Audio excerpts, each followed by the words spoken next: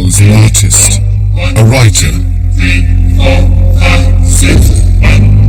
a potter telling stories out of porcelain and making objects out of words. It's a weird spectrum where words and objects are very, very, very closely aligned. His remarkable memoir, The Hare with Amber Eyes, unravelled the journey of these tiny Netski, telling a story that touched the hearts of millions and made his name worldwide.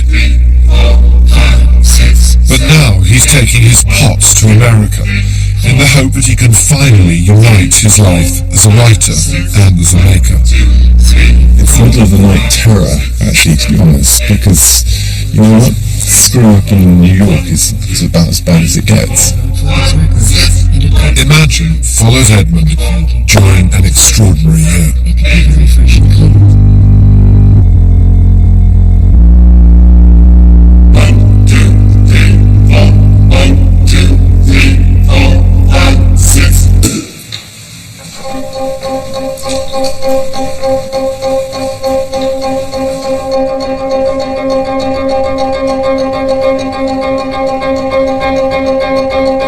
I was in on the 2nd of January throwing my first pots of the year, and it felt pretty good, actually. It felt like this is a year of very exciting things happening, and it felt bloody terrifying at the same time. Edmund's pots used to occupy kitchen shelves and be held in the hand, used every day. Over 20 years, the pots have become abstracted. They now occupy a different space, installed in their thousands. Making a quartet to go along this huge wall. And of course there are mornings when it's just shit. Whose idea was it? Who do you blame for having had this idea of making a quartet with 3,000 porcelain pots in it?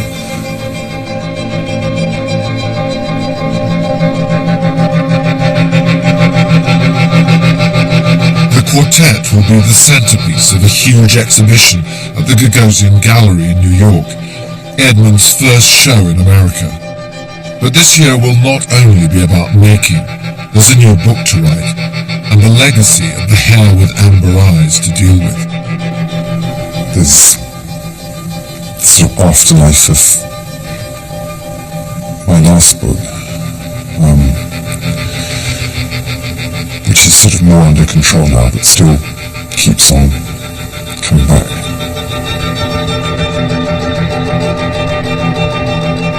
How objects are handed on is all about storytelling.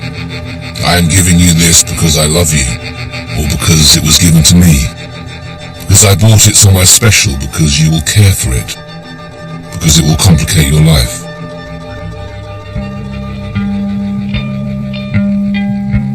Edmund has been making pots since he was 5, and ceramics quickly became an obsession. He was apprenticed at 17, making simple earthenware pots in the style of Bernard Leach and the Japanese masters.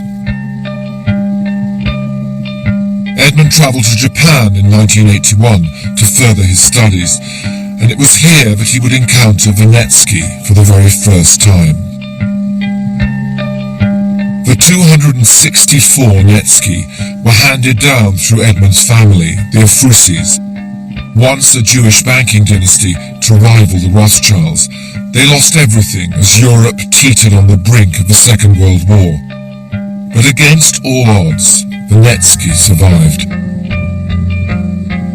And where did the Hare with Amber Eyes start? I mean, I sense somehow that started for you as a 17-year-old boy in Japan when you visited your Uncle Iggy there. Yes, I mean, going into his apartment for the first time and being given my first ever whiskey soda by this lovely elderly gentleman. There they were, all this extraordinary vitrine of objects. Of course, I hated them. I thought they were really fiddly, precious. little objects that didn't do anything. I mean, they were sort of like bijou little things. You know, I was there to make earthy, dynamic, gestural Japanese pots. You know, what were these tiny little fiddly things doing? Iggy took Vanetsky back to Japan in 1947 when he moved there after the war. He said he was taking them home. How did you come to love Vanetsky then? The fact that they were so significant to him, of course, changed my relationship with them. I mean, later on, 13, 14 years later, when I was back in Japan for another year, I used to go and see him all the time. He was pretty elderly, and the stories used to start the whole time and then trail off. Iggy would be reading in his armchair by the window. I would bend down and he would give me a kiss. He used to sort of open up the vitrine and get things out, and that was very generative of his stories about childhood and Vienna and these things, with this extraordinary kind of bridge between this man and his stories. He would pass me one and we'd look at it together, and then I'd put it carefully back amongst the dozens of animals and figures on the glass shelves. Did I tell you, he would say, how much we loved these as children? How they were given to my mother and father by a cousin in Paris? Did I tell you the story of Anna's pocket? They do lead you sort of through touch to lots of other experiences. They bring ideas and feelings together. And of course these Netsuke, hold extraordinary amount of other people's touch within them. And that's something that I really am very passionate about. The idea that actually you can read other people's lives through objects. So it's interesting this, that Iggy has a story. Yeah. But he only has so much of the story. He only has so much. You know, I didn't interview him, for God's sake. I wasn't a cultural historian sitting at his feet, you know, asking him, you know, what was the experience. So he gives me, you know, in this wonderful kind of fragmentary ways, he tells me stories around them. And he doesn't know a huge amount about what happened before. All he knows is they came from Paris, from this extraordinary cousin.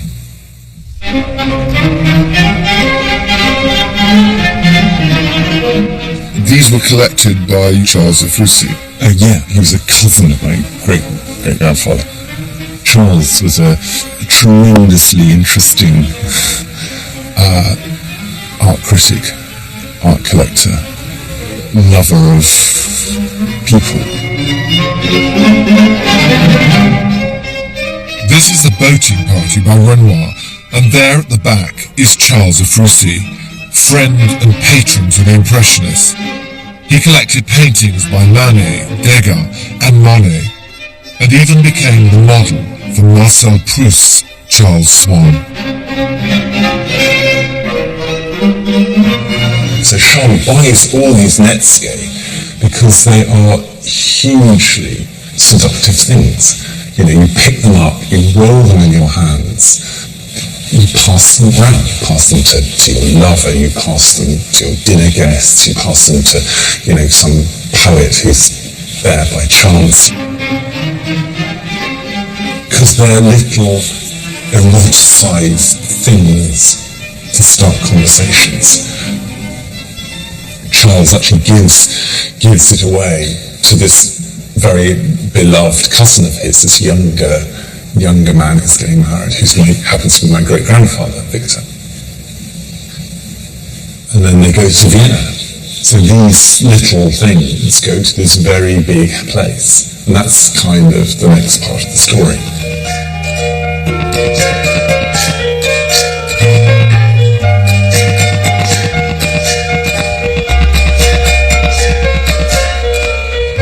Tomorrow, Edmund's off to Vienna. He's giving a talk on the Anschluss, the effects of restitution on the art world, what's happening in Austria now, as well as the hair.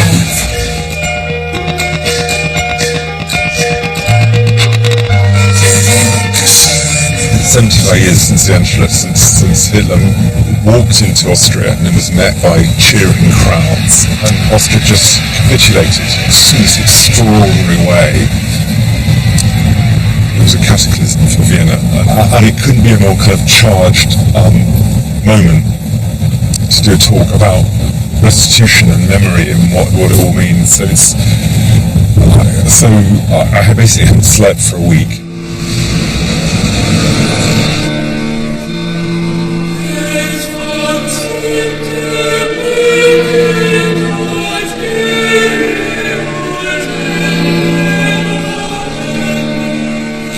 Actually, here in the Belvedere, there are three contested pictures belonging to my father.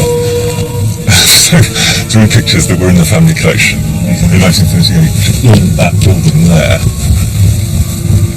of which there is issues to do why they're not being restituted. I know that my family were Jewish, of course, and I know they were staggeringly rich.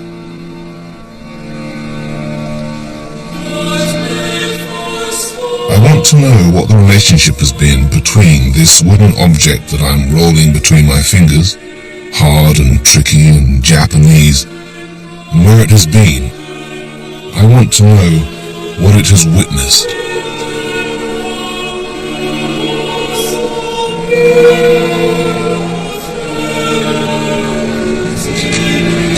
I came here, I was really scared because I came in, there was an office in here, and I was kind of asking permission if I could come into the house or not. And it just felt so unreal to be actually in this place. The house is just too big to absorb, taking up too much space in this part of the city, too much sky. It's more of a fortress or a watchtower than a house. It's certainly not a house for a wandering Jew.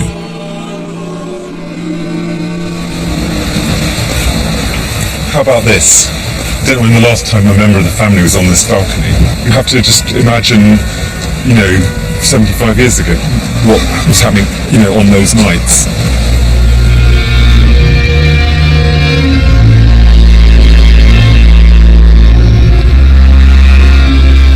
I had to go to places. I had to experience places. I had to kind of find out more and more, not just through books, but through being in places and trying to find the traces of where the family were and what was left in Paris and Odessa and Vienna and all these other places. And so it became more and more complex, and of course much, much, much darker.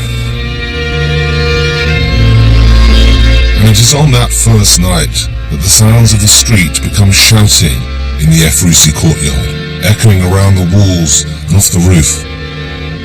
Then there are feet pounding up the stairs, the 33 shallow steps to the apartment on the second floor. And they are inside now at last. This is how the Jews live. This is how the Jews used our money. Room after room stacked with stuff. And these are just a few souvenirs, a bit of redistribution. This is the start.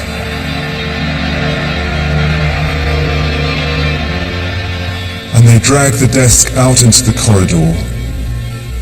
And they push Emmy and Victor and Rudolph against the wall, and three of them heave the desk and send it crashing over the handrail until, with a sound of splintering wood and gilt and marquetry, it hits the stone flags of the courtyard below. That was the window that they threw the desk. Yeah. And the sounds ricochet off the glass roof, and the broken drawers scatter letters across the courtyard. You think you own us. You'll be next, you foreign shits.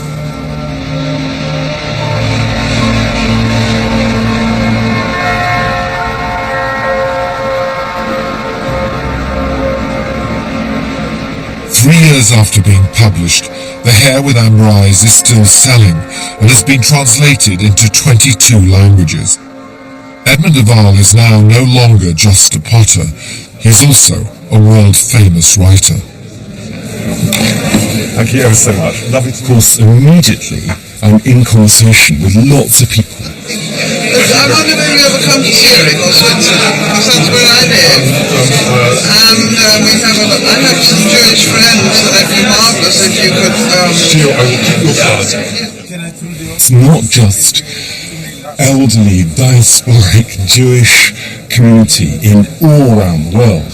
The other generation, my generation, of people who've grown up knowing absolutely nothing. And I've sort of broke through that. So of course that's been kind of interesting for my generation of people who simply don't know where they came from. I will. I'll do you on Instagram. Within the year, I promise you. I think that what writing this did was to make me feel that that I was able to occupy more space, that bigger narratives were possible. And there couldn't be a bigger narrative than this particular story, which comes, as you say, from very small objects, but becomes this very complex, inhabited series of spaces in a book. And that, weirdly, being able to discover that I could do that actually has also allowed me to work on a bigger scale with what I make.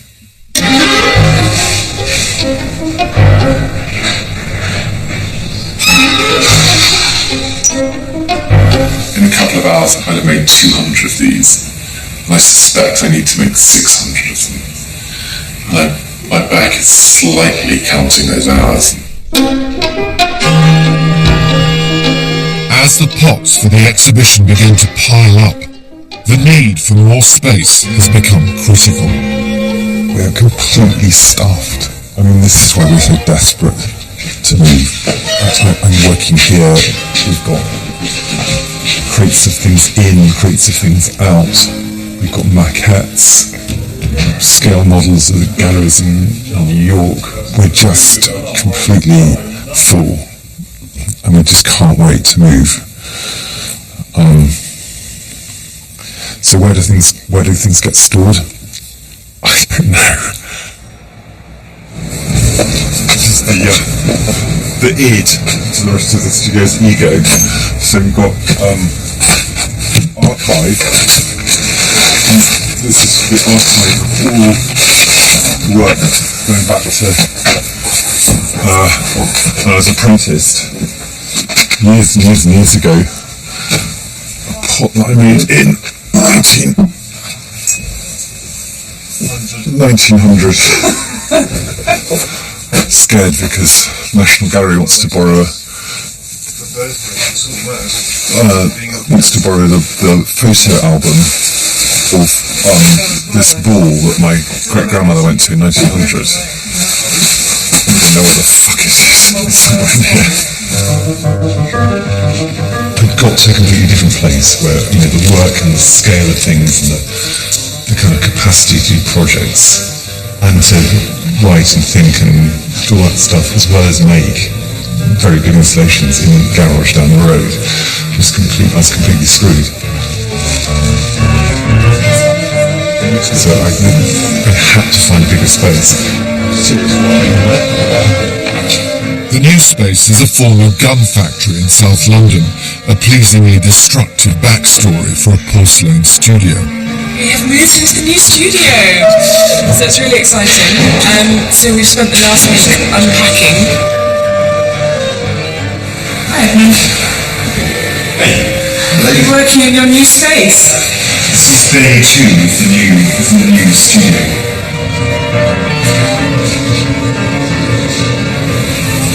Over the last week I got terribly excited by Paul Celan, the Romanian-born German poet.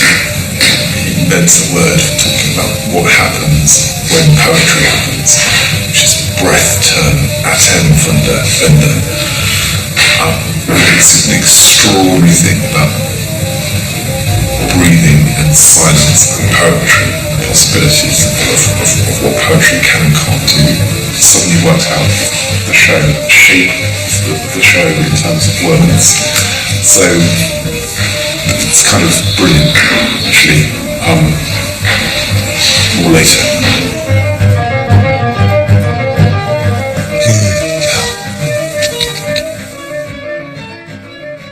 Is it an accident that Paul Celan, who's the inspiration for this work, that Paul Celan also sounds like Paul Celan? It's just beautiful, isn't it? Beautiful. It's just beautiful. I think we can claim that. I don't know retrospectively, but I know it's pure, beautiful accident. Paul Celan, a Romanian Jew, survived the Holocaust, though his parents both died in a labour camp. Celan's poetry can be seen as a response to the Holocaust, but it's also a challenge to the poetic and to language itself. Deep in time's crevasse, by the alveolate ice, waits a crystal of breath, your irreversible witness. What's so extraordinary about these is that they're very short, often poems, and there's lots and lots of white space. Is that they're always moving towards the fragment or away from the fragment. So there's a sense of sort of how do you shape anything in the world? You know, how do you finish anything? Because everything sort of moves towards the fragmentary or the jagged or the uncompleted or the lost. Quite a lot of this work in this exhibition, which I'm really struggling with, is about you make something and you want it to be beautiful and lyrical, but you also want it to kind of have lots and lots of space for all the loss.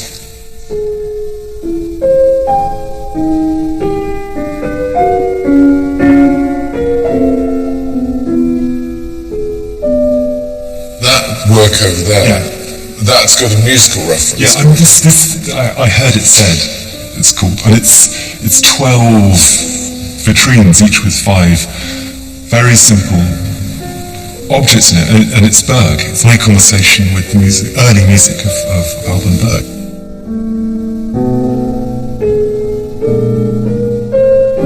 When I walk along that in the morning, I hear it as a piece of music. And other people are going to go, for God's sake, it's just plots. But for me, that's musical.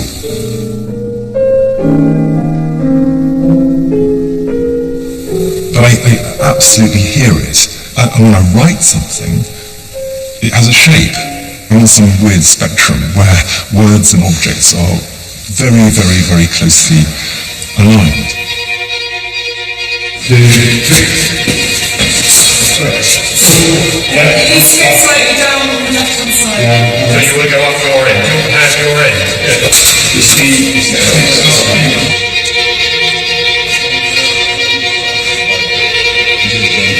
what do you think, Isla?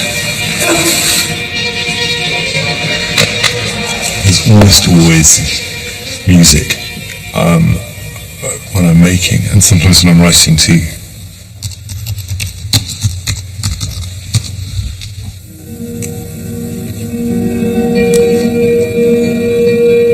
Weirdly enough, it gives me more space. I mean, repetition isn't about repeating the same thing, it's about minute differences between each moment, between each sound, between each object that you're making.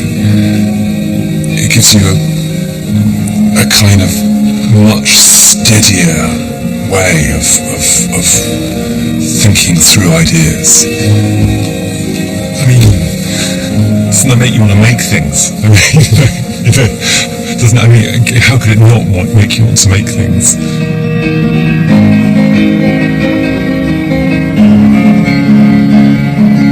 The quartet isn't Edmund's only challenge this year.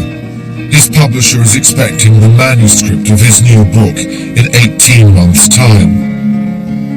The Hair took him 7 years. So tell me about the book, which is your other big project. Well, this year and forward. Well, it's a sort of journey through white. And it's a kind of personal journey through the discovery of porcelain 1,000 years ago in China, and then completely this great reinvention of it in the 18th century in Europe. But really it's about obsession. It's really about what white means, why people obsess about it, what white does to people, what white displaces in the world, what it pushes away from it. A strong kind of pulse of going and looking in archives, going and looking at objects, going and talking to people, trying to excavate where white happens.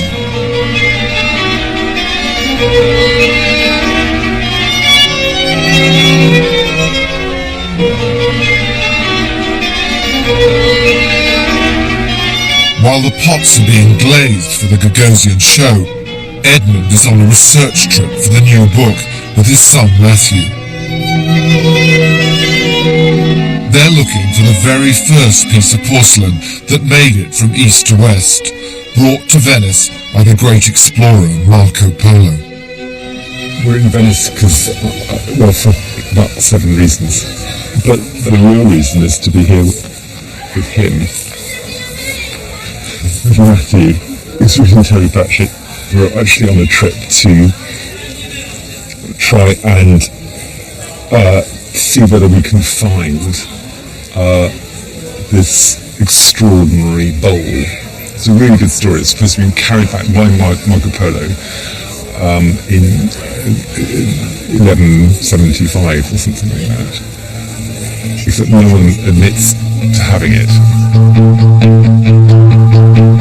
Marco Polo was Matthew's age when he arrived in China with his father and saw porcelain being made for the very first time. Little did he know the impact the material was going to have when it arrived in Europe. We could say how could the bowl not fit in to the new book, because it's exactly about objects in transit. It's about the sort of hidden stories of objects that have moved from one place to another, and Marco Polo is the Silk Road. Edmund has been trying to trace this porcelain for over a year, and there is no certainty he will find it here in Venice. The question is whether or not, whether it's a myth, or whether actually there's some, real reality to it. This, you see, this is amazing. You have everything here, which is tremendous. Is this the Czechoslovakian documents? Yeah, this is the, yeah. Well, it's one thing amongst many, but it's also very, very particular because it just holds Marco Polo, it holds that's the story of travel within it. So I really got to find it. Okay, this is it. This is the treasury. Okay, this is it. Look, it's there. Oh, I'm desperate to pick it up. This is Marco Polo. He's at the court of Kublai Khan, the great Khan, and he brings it back all the way with camels and donkeys and horses and boats, all the way across the whole of the world, through Constantinople, then takes a boat all the way back down to Venice, and he unpacks all his treasures, which are kind of, they're kind of extraordinary objects. This is kind of a kind of crazy attempt to find where white comes from, and so this is kind of iconic. This is one of the very, very, very special bits of white coming from one place and ending up somewhere else, completely, utterly, amazingly different. That's got the story in it. There's no time to celebrate their discovery. Edmund has to get ready to give a talk about the hair with amber eyes. Tonight's the Venice Literary Festival. And so I've got to go off to the Palazzo Grassi and talk. Introducing to Philip Rylands, who's director of the Guggenheim. Hi. Yeah, I kind of just don't want to do anything. I'm just going to go and sit with a beer, and actually, that's not going to happen tonight. how do you start? You start by taking an object out of your pocket and you put it down in front of you and you begin to tell a story. And because of you, I have brought two objects and I want them back. But pass them round. This is 1770.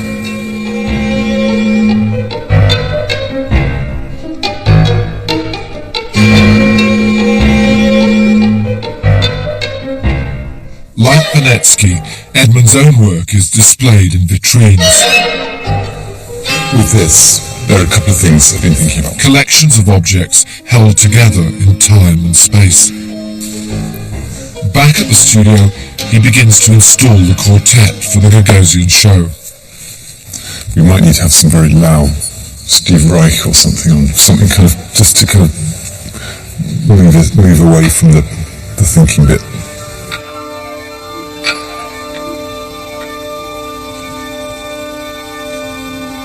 Each of those tiny pots, it's 7 movements. I picked up a knife and cut them 5 times, and then the single mark of my seal at the end, letting it go. Each of those is a number, but not the sort of ghastly, codified, formulaic thing at all. It's a kind of pacing through the world. No reason at all why there should be the same number or the same density of things on any given shelf. Like too congested already, it's interesting. With those 3,000 pots, which is months and months of work, hours and hours, hundreds of hours of work, then I can re-time myself in the work by making different kinds of spaces. But if I hadn't done that, if I'd said, you know what, I need to make 1,476 pots, and that's into 4 because there's a quartet, and that means there'll be this. It's dead. It's dead before we begin.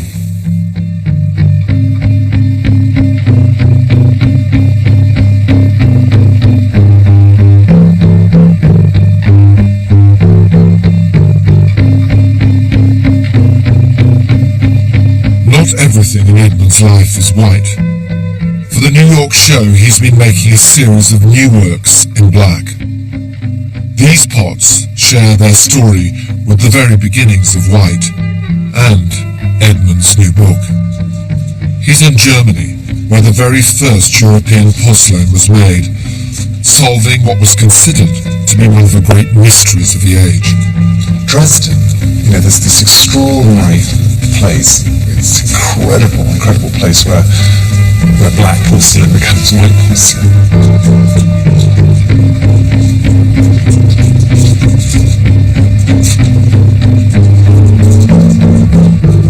You have to think back 300 years.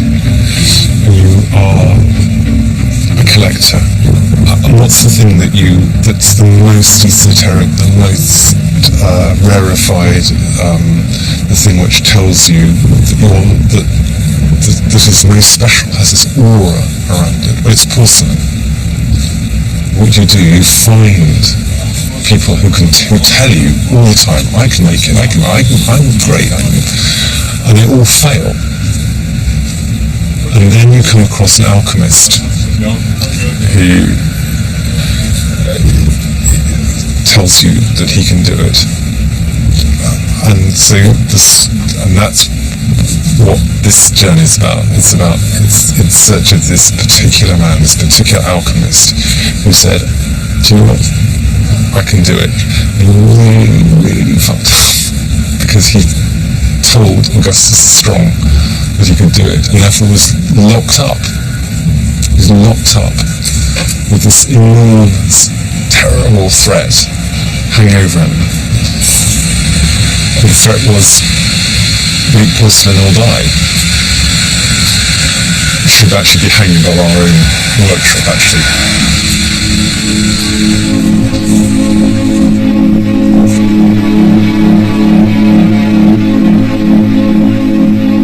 Augustus the Strong was the greatest patron of the arts in Europe during the early 18th century. He commissioned whole palaces to house his collections. For Edmund, the demands of obsessive collectors is familiar territory. You wouldn't think that this had any relationship at all to what's going on in South London, but it kind of does. Porcelain doesn't begin in the West with white things. It begins with this. It begins with someone who works out that if you fire high enough with the right materials and put them together, you can produce something which is as hard as a gemstone. And it's not white. It actually is black and it's brown. You have to imagine him making stuff, and Augustus the Strong's terrifying, quixotic, nightmare, obsessional man, just sort of screaming away, why isn't it white? This is the great case that you've got the first pieces of porcelain. When Burke starts to do his work, he can't quite get there, and so the surfaces are slightly pitted, and there's a sort of greyish sheen. What you see here is someone who's actually trying to work something out. Look at this fantastic covered bowl here with this pierced decoration, and it's completely screwed, completely shot to pieces. It's got all the cracks where the makings happened, the glaze doesn't fit the body, and being presented to Augustus the Strong, and he said fine. That's something that's completely wrong. He actually knows it actually is going to work. But by 1713, he can make white porcelain. He can say to Augustus, I can do it. I can do this thing now. And that's when it gets really, really complicated. This is the Disney moment for porcelain. This is just completely, utterly ridiculous. This isn't about the collector's cabinet, it's about the collector's palace. It's not about that little vitrine in the back corridor. This is about the whole world in porcelain now.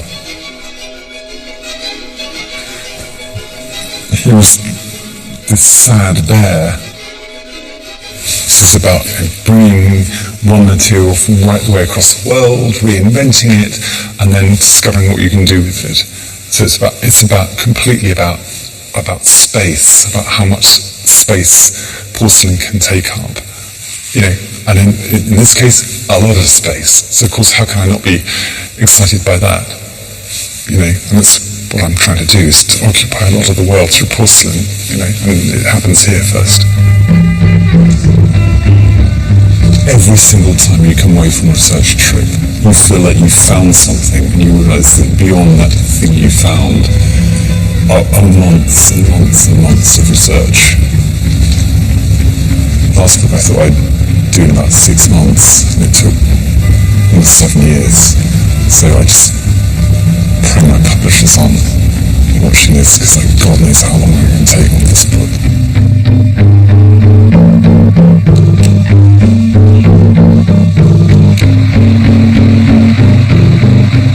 Research for the book has to be put to one side as the studio prepares for a visit from some tiny potters.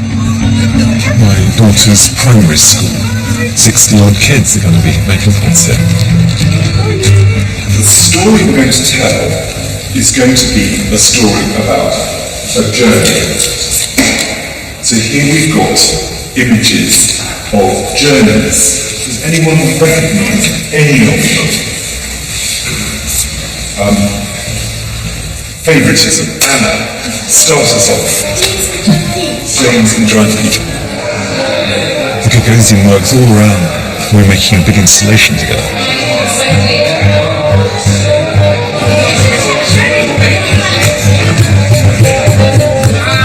Getting stuck in. Oh, fantastic. You've got a compass. Yeah, compass. Oh, it's like a big juicy strawberry. And it says here strawberry.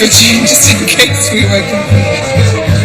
And as you can see, there are like lots and lots of pots over there. One of your jobs is to count my pots. Thank you.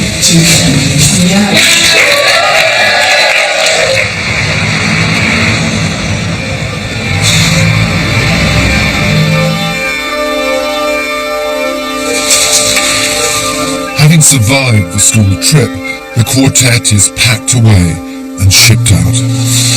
Once it was decided on how we wanted the pots to be, we're marking each shelf A, B, C, D with a number as well. So we know the number of pots, which shelf it should be on. And then on the shelf itself, we've marked like an invisible ring, which is transparent varnish, which will mark the exact position of the pot. I can't find the singularity of something without looking at an awful lot of objects. So I can't understand, a Chinese bowl without walking up a hillside full of thousands and thousands of fragmentary shards of pots. That idea of the abundance, or the uncountability, of the world is also really, really poetic.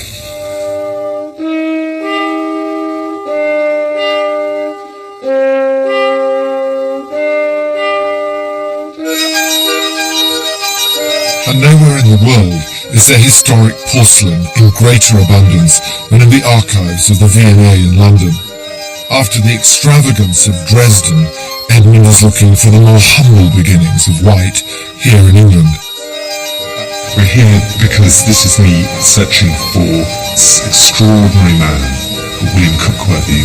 He goes on this journey and he discovers how to make porcelain, and this is the first true porcelain in England, and I've never ever had it in my hands. So this is my moment of what's it like. I just don't know. The kiln is completely black at this point. Is that fantastic? Absolutely fantastic. We have others that are stained to a nicotined brown. They had such problems. I love this. I've only seen these in books because I always imagined, Cookworthy kind of trying to make impeccable European porcelain object, and of course it sort of just isn't quite. We've got a cow.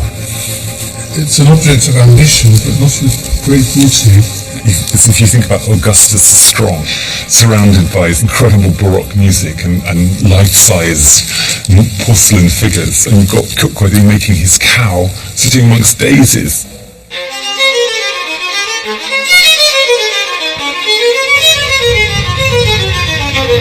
It's now just 1 month until the New York show, but William Cookworthy has inspired one last research trip. We're in Cornwall for a very good reason. We're in search of a place where William Cookworthy first found the materials that could make porcelain. It's Tregonning Hill. God knows where it is. I thought it was a proper hill, but all I can see is suburbia. Reach your destination. I didn't know this. Sorry folks. So this is a proper Cornish map. Everything here says shafts, brackets, disused shafts, and quarries. The whole landscape here is just completely just shot through with the remnants of mining. So all this whole landscape up there is basically due to Cookworthy discovering china clay. We're at the end of the world here. We're so far from anything else. This is where the material is. You have to dig up to make these pots, and you have to get it off this bloody hillside. I mean, the whole thing starts out in an incredibly primitive way. And you have to just remember how incredibly poor Cornwall is. It's like sort of medieval mining, just with a shovel. Absolutely basic. Not content with just seeing cookworthy porcelain in archives, Edmund has started his own collection. In a moment of complete idiocy, I bought this. There's a bit of cookworthy porcelain, so I'm repatriating it. Speckly and full of bits that haven't burned out properly. It's solid. You know what? It's beautiful. For Edmund, this little pot holds the story of white in England, as important to hold and understand as the Netsky which his uncle Iggy left him. But what of William Cookworthy and his great breakthrough? Cheers. Porcelain didn't work then. He made no money at all out of porcelain and never ever managed to work out how to turn his intuition really to industry.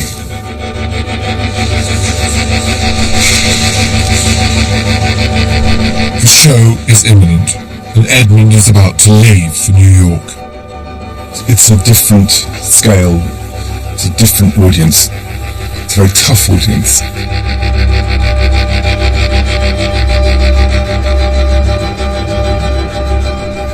You know, I'm doing work which is about speechlessness, silence, about the fragmentary, about Europeanness, about porcelain. When people there who have read my book are going to be baffled by the fact that actually I'm a maker, an artist. It's middle of the night terror, actually, to be honest, because, you know what? Screwing up in New York is about as bad as it gets. Everyone knows.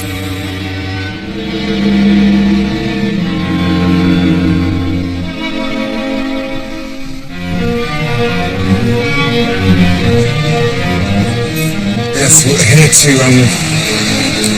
I'm an artist and I've got an exhibition. Hello, Mark. I'm in transit towards you and the exhibition. You know, you plan and then it becomes something else. It's also out of your control, which is kind of good, difficult simultaneously. Here we are at Gagosian, and I'm on the bloody sidewalk. How fantastic! That's Linda. There you go.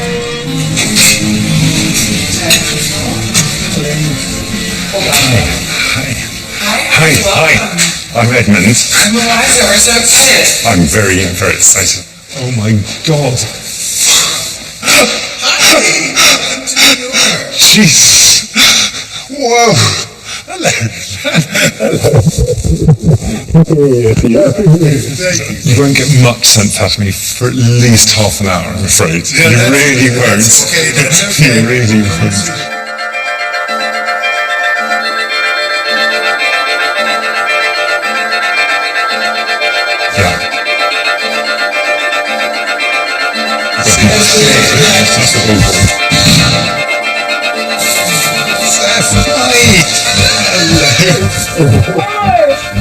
Yeah, what's the worst that can happen? You know, you get a shitty review, people don't like it, nothing sells, you know, none of those are kind of terrible things to happen. The terrible thing to happen is for it not to leave the studio. This is me pretending that I'm really busy trying to keep out everyone's way. Well, absolute mayhem descends. And I've got, I think, a cafe latte with 4 shots of espresso in it to keep me going for the next hour.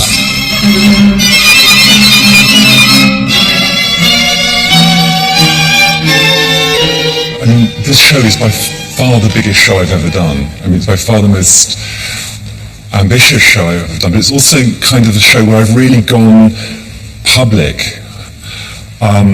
So it's very exposing for me because what I also write, and this show is very much more open to the way in which I write things and the way in which I make sculpture.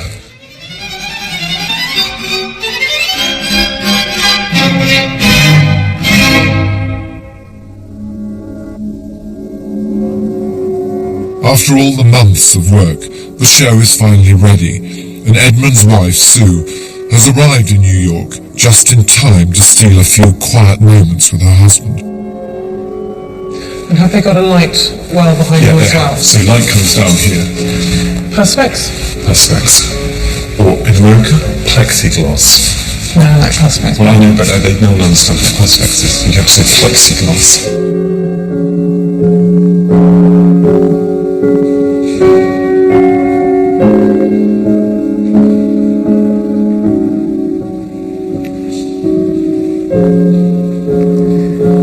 I've actually got tears in my eyes, my dear. It's really beautiful. It's beautiful, isn't it?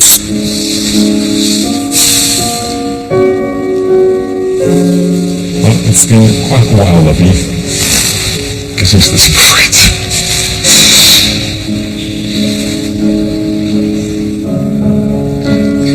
Completely beautiful. But also I love these because they're kind of back to words and poetry and spaces. It's a poem, that one. It's a poem.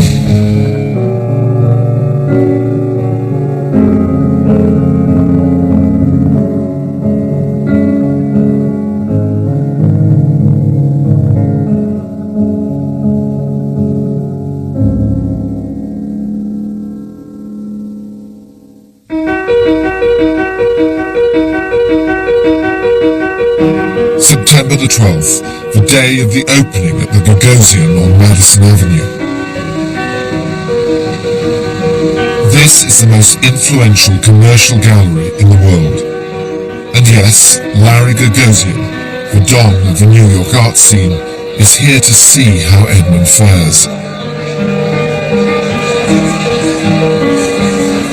Edmund, we're reading your book. Oh, right. We expected you to have a Netscape. No, I thought I didn't need to bring Netscape. I was bringing 3,000 of my porcelain.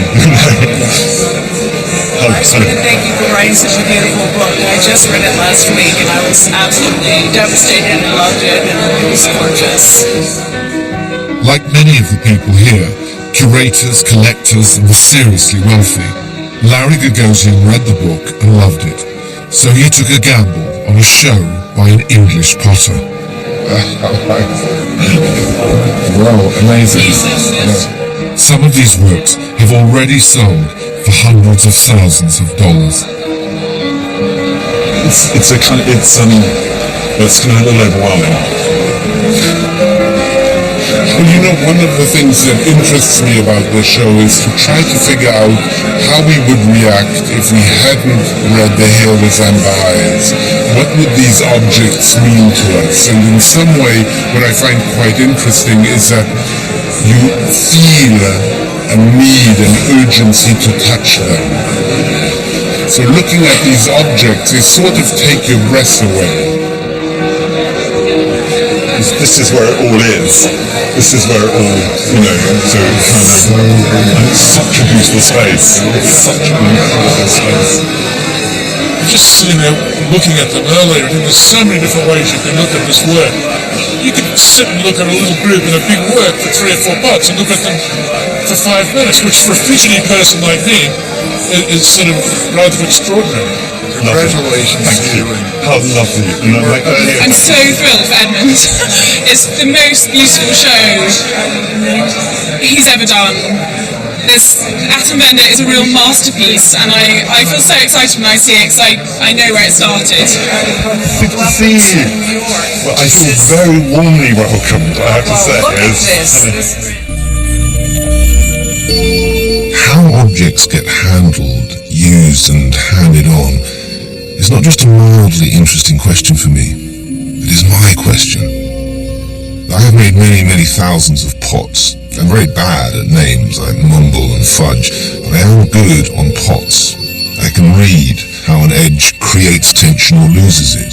I can feel if it has been made at speed or with diligence, if it has warmth. I I can see how it works with the objects that sit nearby, how it displaces a small part of the world around it.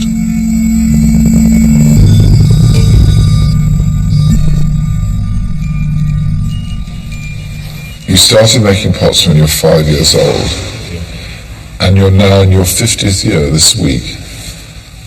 Thanks. Actually, you're the first person to actually put it in those terms, yes. So you have been making pots for 45 years. I've been making pots for 45 years, yeah. And I don't know, I mean, this year has been, one of the things about this year has been working out in myself that a sort of confidence to really just go for it. Just simply say, this is what I do. This is what I do. 1, 2, 3, 4, 5, 6. 1, 2, 3. Legend continues next week with Broadway musicals, A Jewish Legacy. George Clooney and Ewan McGregor meet the Stokehurst of the men who stare at goats in a moment on BBC One.